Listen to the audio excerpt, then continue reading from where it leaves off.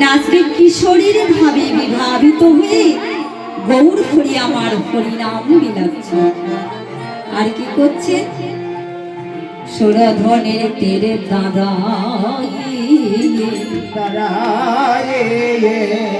গৌর হরি সেই সুরধনের তীরে দাঁড়াইয়ে দুটি নয়নের জলে বক্ষ ভাষায় কাঁদছে। কেন না?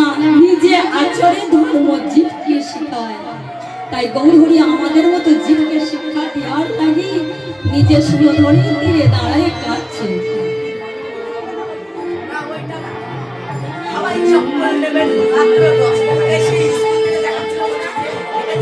তাই গৌর সুন্দর আমার কি করছে?